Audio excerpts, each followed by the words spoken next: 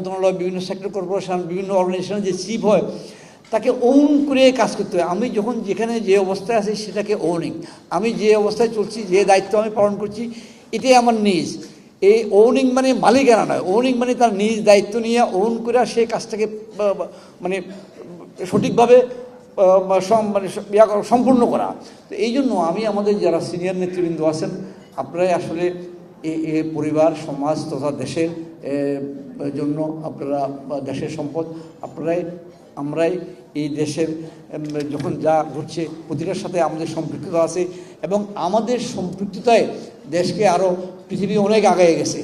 আমরা নিজের দেশের জন্য আমাদেরকে আসলে নিজের সমাজের জন্য একটু ভাবেন, পৃথিবী অনেক আগায় গেছে, কেন পারছি না?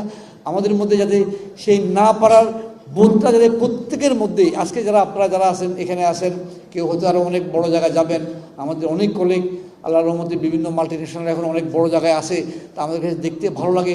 আমি এটাই মিন করছি, এই যারা ম্যানেজারিয়াল দায়িত্বে আছেন, আমরা সবাই ম্যানেজার, যেটা ম্যানেজ করতে পারি, বা ম্যানেজার যখন উপরের দিকে আরও যত পদোন্নতি পায়, এই ম্যানেজারিয়াল ক্যাপাবিলিটি তার বাড়াতে হবে। এই ম্যানেজারিয়াল ক্যাপাবিলিটি দিয়ে সে যাতে ফাংশনিং জিনিসটা, আমি ফাংশনিং কথাটা বারবার উল্লেখ করছি যে আমরা যারা নিজেরা কাজ করি, বাস্তবভাবে যে জিনিসটা ফাংশন করি, আমরা যারা ফাংশনিংয়ে আসি, তারা থিওরিটিক্যাল থেকে আরও বেশি ঘনিষ্ঠভাবে এই কাজটাকে দেখি, এই কাজটা সম্বন্ধে আমি আবার গভীরভাবে জানি, যার জন্য আমাকে খুব ত্বরিত সিদ্ধান্ত দিতে সাহায্য করে। সেইগুলো যাতে আমরা অ্যাপ্লাই করি। কথা তো আমি তো বক্তৃতা বিবৃতি জানি না, কিন্তু কথা শুরু করলে আসলে ব্যক্তিগত অভিজ্ঞতা থেকে অনেক কিছু এসে যায়। আর আমি বেশি সময় নেব না, 1-1.5 মিনিটের মধ্যে শেষ করব। আমি আমাদের ইউসুফ সাহেব এবং আমাদের রাকেশ সাহেব বলছে পেপারলেস বা আমাদের কর্মক্ষেত্র সম্বন্ধে আমাদের যে সমস্ত কলিগরা আছেন সবাই সবার অসুবিধাগুলো জানেন, সুবিধাগুলো জানেন।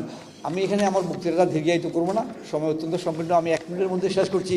আমি শুধু বিনীতভাবে অনুরোধ করব, আপনারা যারা আছেন আপনারা নিজে এবং আপনাদের যে যার যে অবস্থা আছে, তার যে second in command, third in command, fourth in command, এদের প্রতি কিন্তু আপনারা আন্তরিক হন, ওদেরকে শিখান। আমি জানি আপনি শিখেলে সে অন্য জায়গায় ভালো জায়গায় চলে যাক, তাও ভালো, কিন্তু দেশের জন্য হলো, এবং আপনার এই শিক্ষাটা একটা কাজে লাগবে।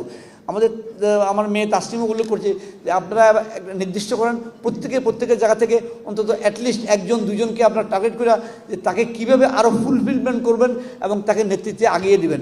আপনারা যদি কোনো অন্যদেরকে আগাইতে না দেন, এই জিনিসগুলো পরিহার করুন। আমি যেহেতু অত্যন্ত সম্পৃক্ত আমার সব কলিগদের সাথে, বিশেষ লেভেলে আমি দেখি সবাই কিন্তু নিজেদের জিনিসটা ট্রান্সফার করেন না।